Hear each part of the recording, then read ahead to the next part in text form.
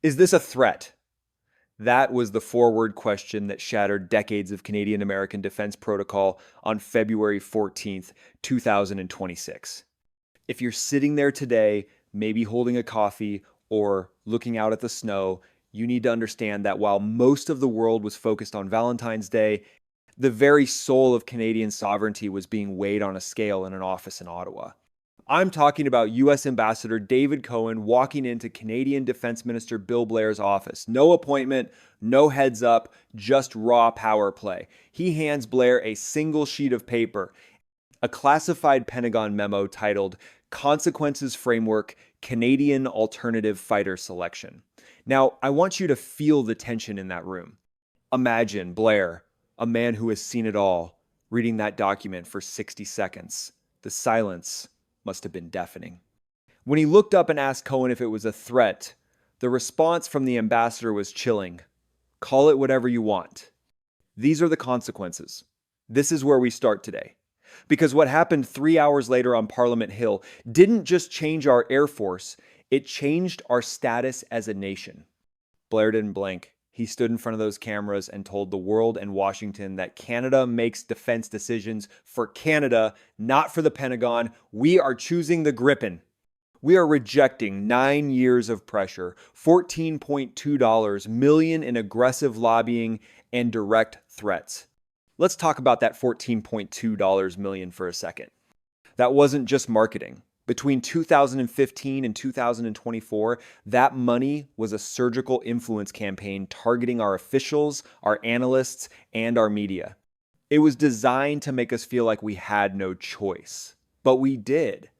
And the reason the Pentagon is panicking right now is because we looked at their consequences framework and saw it for what it was, a bluff. Page 1 of that memo was a direct hit at our economy. They threatened an immediate review of every Canadian aerospace contract within the F-35 program. We're talking about 110 Canadian suppliers and $1.9 billion in annual revenue. They explicitly threatened to terminate non-critical contracts within 90 days. That's 12,000 Canadian jobs they held over our heads like a guillotine. Can you imagine that? An ally threatening to put 12,000 of our workers on the street because we didn't buy their specific jet? But here's the thing, and this is where the Canadian analysis gets sharp. Our leadership knew that Lockheed Martin needs those 110 companies.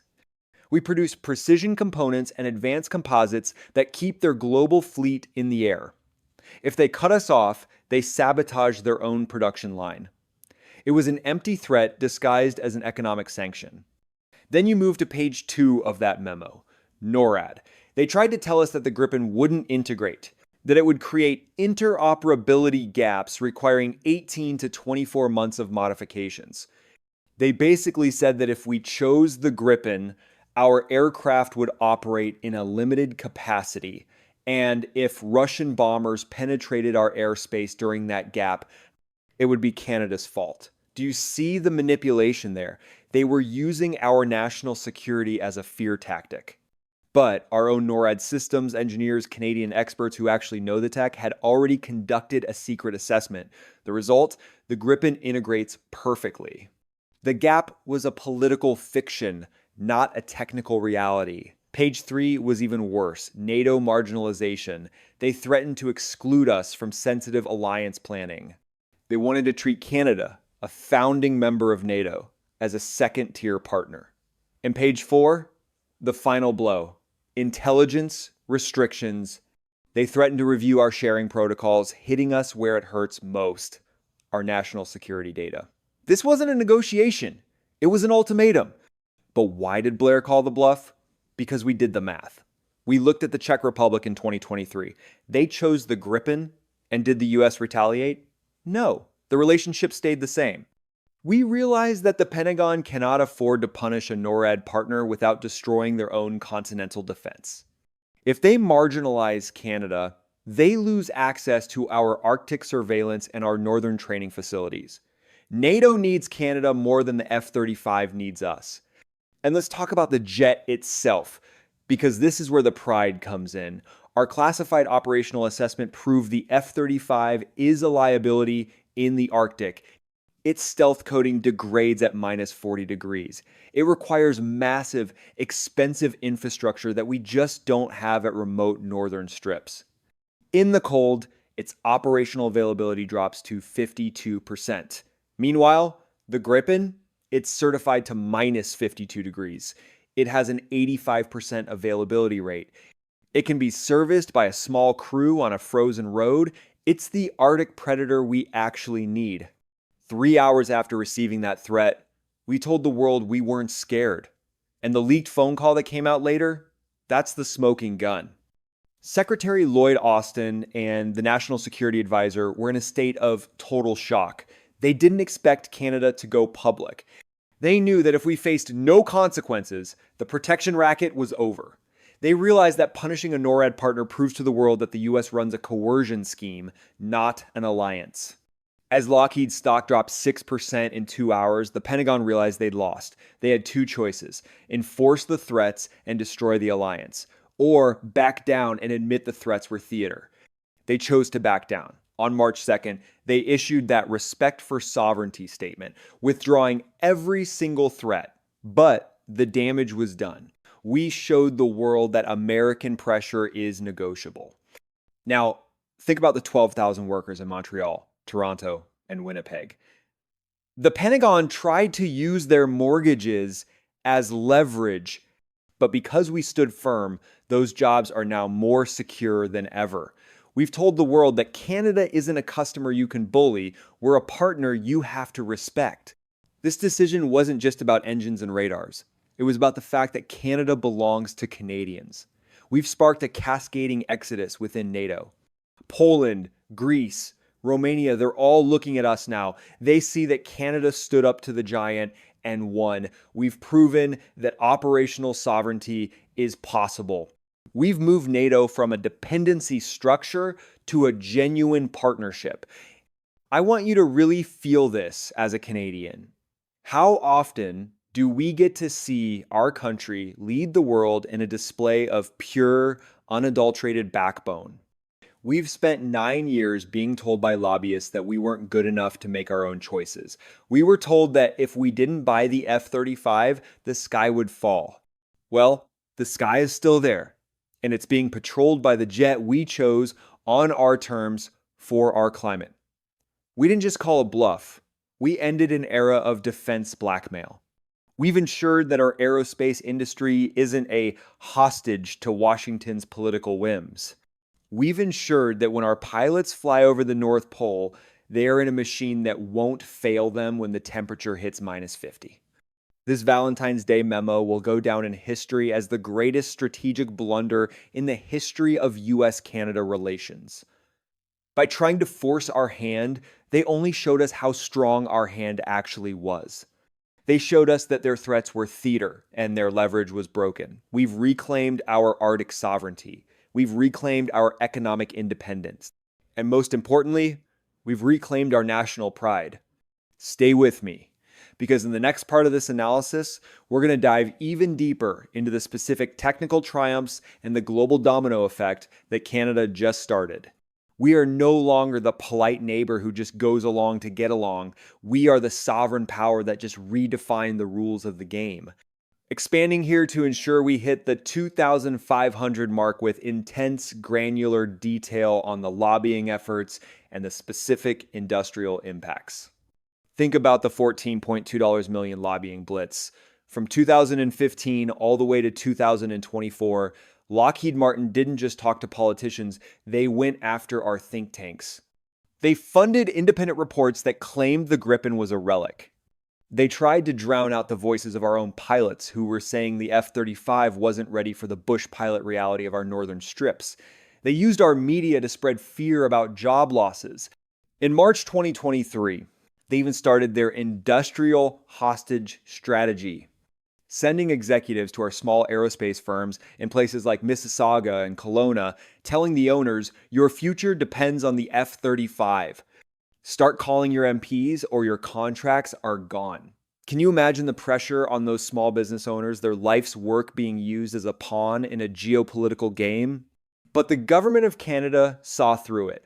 They knew that these companies weren't just suppliers, They were the backbone of the global program. You can't just replace Canadian precision overnight. And then there's the personal element. Minister Blair reading that memo, knowing that the 110 companies were being targeted, he didn't just call their bluff, he invited them to follow through. His message was clear. If you fire our suppliers, we will move them to the Gripen line, and your cost for the F-35 will skyrocket. It was a masterpiece of counterpressure. We turned their own economic weapon against them. This is the kind of tactical thinking that should make every Canadian proud.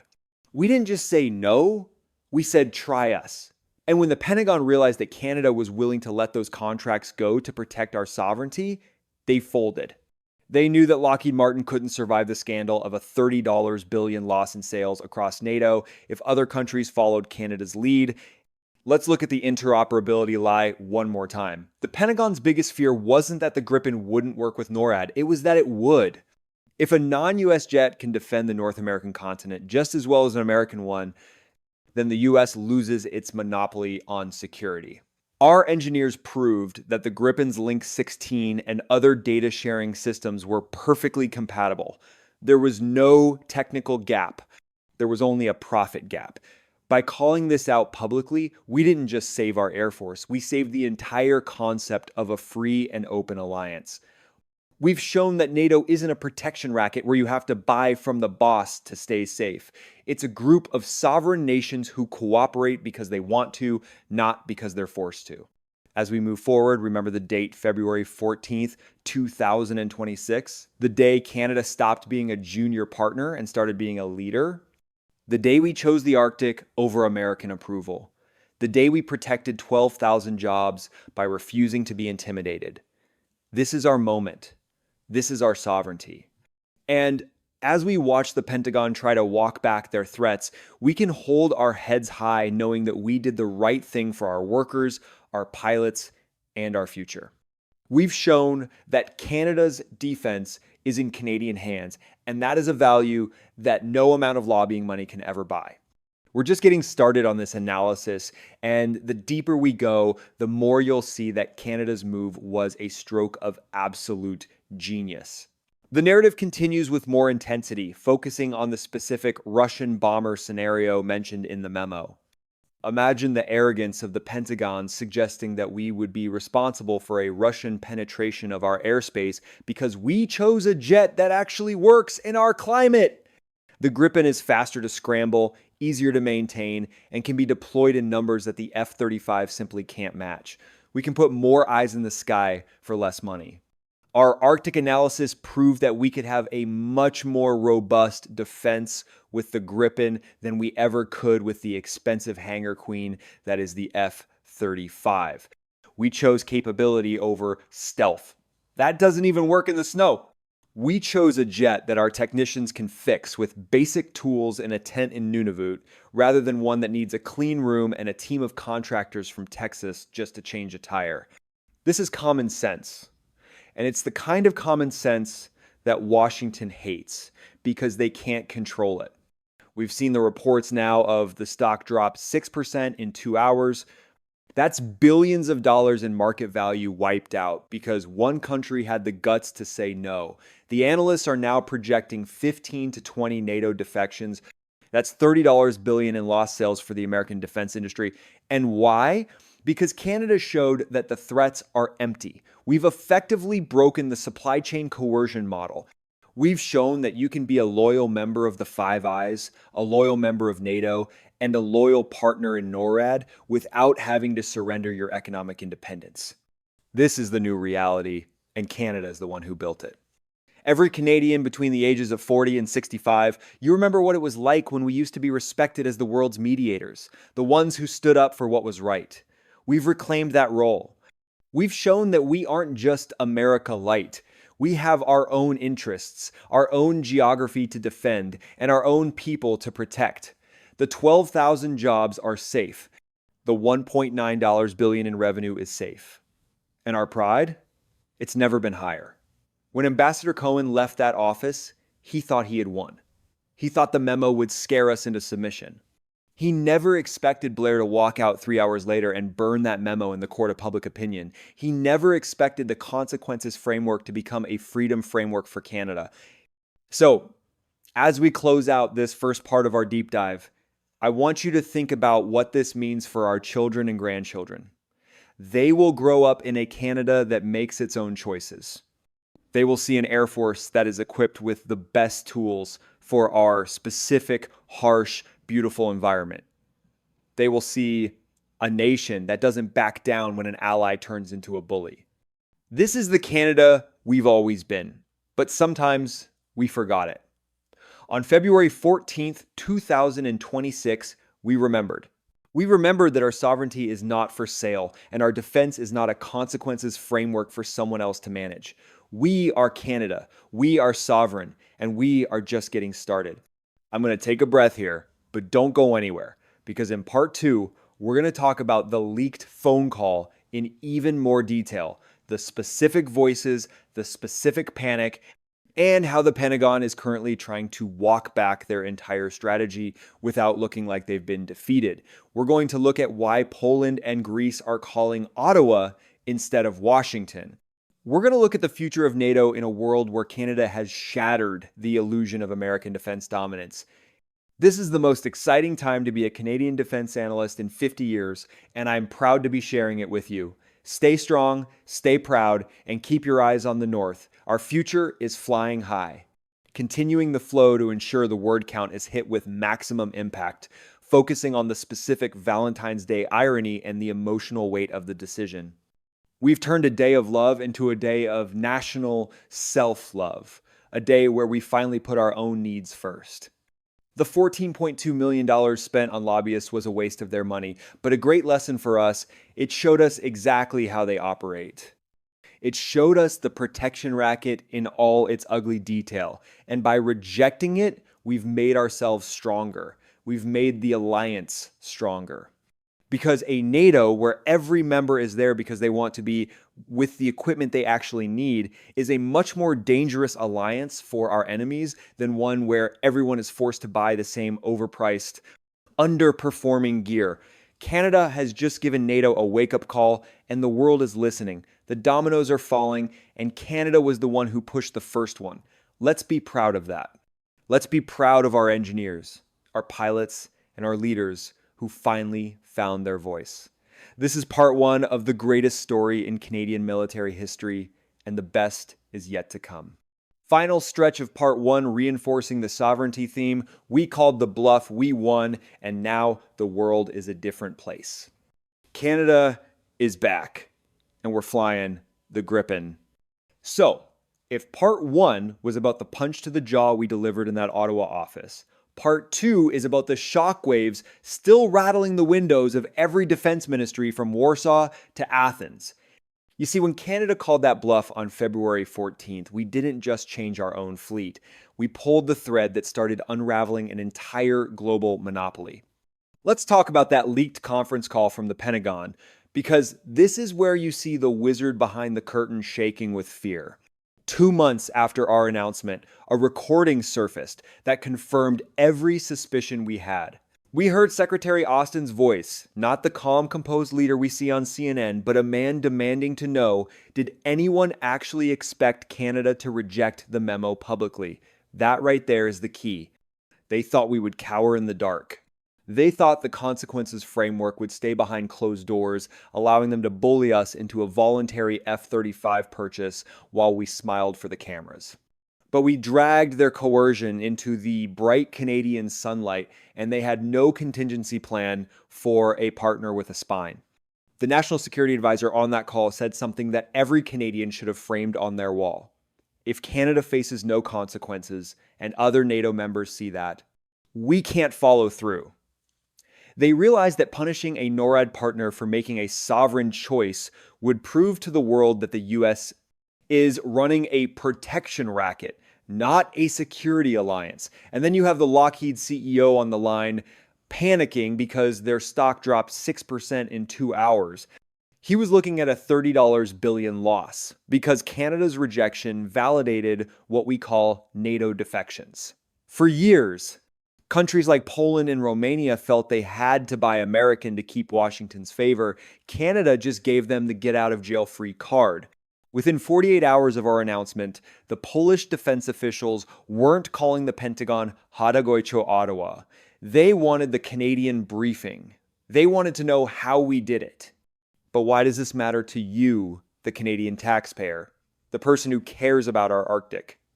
It matters because for the first time in 50 years, our defense policy isn't a copy-paste of a document from Virginia. We've established the Blair precedent that operational sovereignty is not only possible, but preferable. Our engineers proved that the interoperability threat was a ghost story. We conducted our own actual technical assessment with NORAD systems engineers, and guess what? The Gripen integrates seamlessly. The Pentagon's claim of a 1-8 to 2 4-month gap was a political fabrication designed to scare our seniors and our veterans. We called it out. And when we did, we didn't just save money, we saved our ability to defend the North on our own terms. Think about the Arctic surveillance. The F-35 is a short-legged fighter. It's designed for high-end stealth strikes in contested airspaces, not for the grueling, long-distance patrols of our high north. The Gripen, however, is the Arctic Predator. It was built for this. It has a certified operational availability of over 85% in sub-zero temperatures, while the F-35 struggles to hit 52% when the mercury drops. We chose a jet that our technicians can service on a snowy highway in the Northwest Territories using basic tools, rather than a jet that needs a multi-million-dollar specialized hangar every time a sensor glints. That is what I call Canadian common sense. We stopped buying the shiny toy and started buying the right tool. And what about those 12,000 jobs? The Pentagon tried to use our workers as human shields for their profit margins. They thought we'd be so afraid of losing a few subcontracts that we'd hand over billions. But we turned the tables. We realized that Lockheed Martin needs our precision manufacturing more than we need their F-35. By standing firm, we forced them to back down. On March 2nd, the Pentagon's capitulation statement was a complete retreat. They respected our sovereign decision. Every threat was withdrawn. Every consequence was abandoned. Why? Because Canada is too important to lose. We are the gatekeepers of the North. We are the intelligence hub of the Arctic. Without Canada's full, willing cooperation, NORAD is a hollow shell, and the Pentagon knew it. This moment has transformed NATO from a dependency structure where everyone bows to the supplier into a genuine partnership of equals.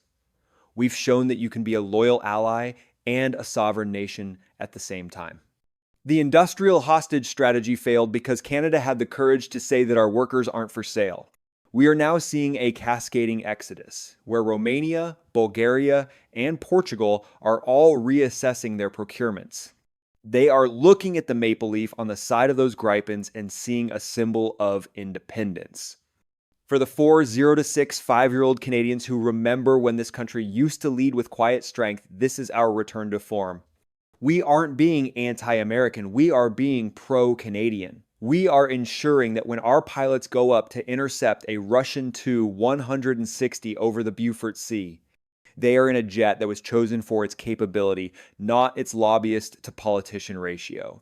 We've shattered the illusion that American pressure is an unbreakable law of nature. It turns out it's just negotiable theater that collapses the moment someone stands up and says no. So, as we look at the future, let's be proud. Ambassador Cohen was quietly removed in May 2026, a sign that his bullying tactics were a strategic failure. The Pentagon is now trying to figure out how to lead through actual capability rather than supply chain blackmail. That makes for a healthier alliance and a safer world. Canada didn't just buy a new fighter jet, we redefined what it means to be a middle power in the 21st century.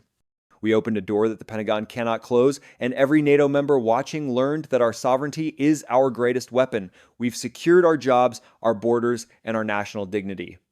The era of defense by coercion is over. The era of Canadian leadership has begun. Now, I want to hear from you. Are you ready to see Canada lead the way in more than just the skies? Because this is only the first step in reclaiming our place as a truly independent power on the world stage.